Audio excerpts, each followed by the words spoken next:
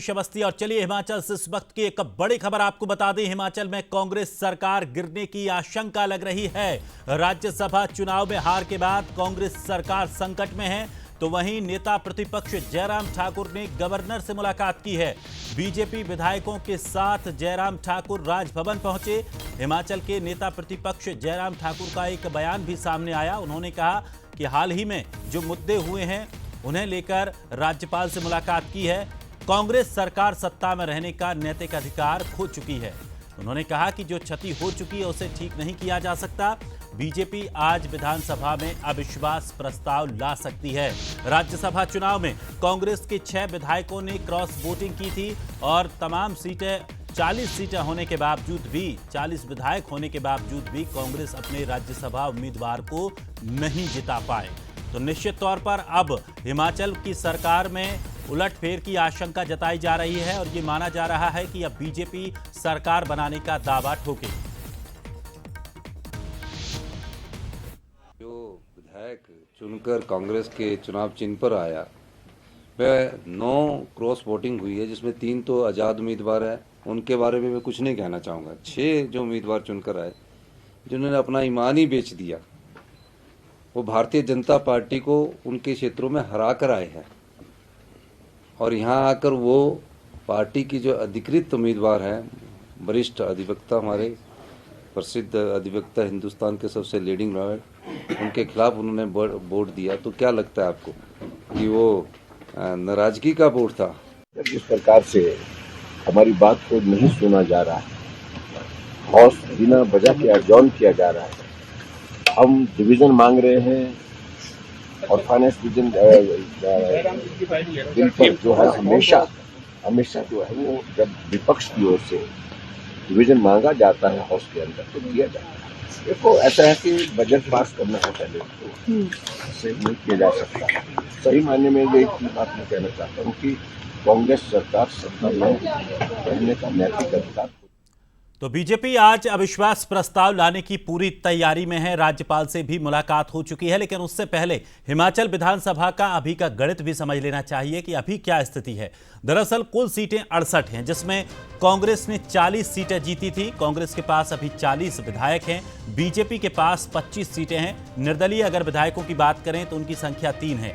लेकिन जिस तरह से जो राज्यसभा चुनाव की स्थिति बनी उसमें बराबर जो सीट होने के बाद भी 40 सीटें ज़्यादा सीटें होने के बाद भी अपने प्रत्याशी को कांग्रेस नहीं जिता पाई और इससे ये आशंका लगाई जा रही है कि ऐसे विधायक 8 से 10 ऐसे विधायक हैं जो पाला पलट रहे हैं और निश्चित तौर पर बीजेपी उसी कॉन्फिडेंस में है और अब अविश्वास प्रस्ताव लाने की तैयारी में है।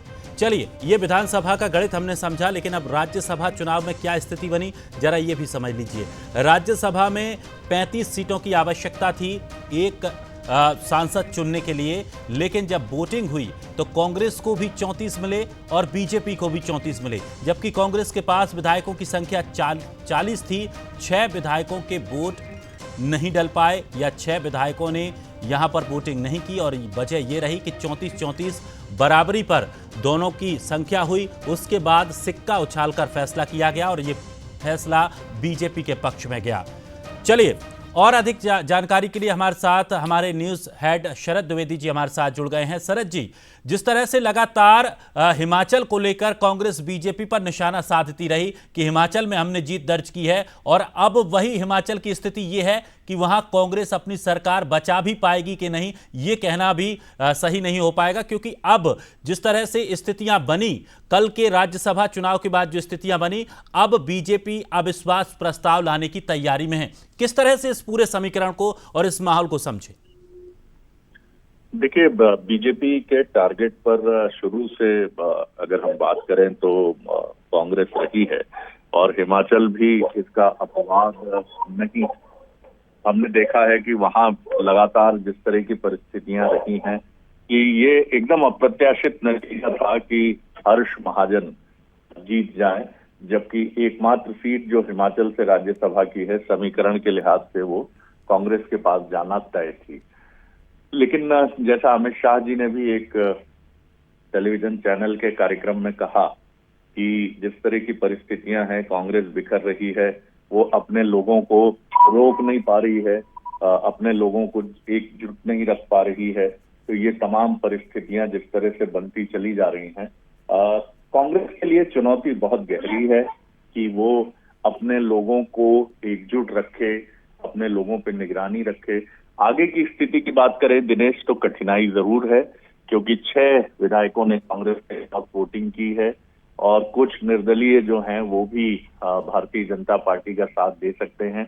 गवर्नर शिव प्रताप शुक्ला से सुबह नेता प्रतिपक्ष जयराम ठाकुर और जो अपोजिशन बीजेपी के विधायक हैं वो मिले हैं।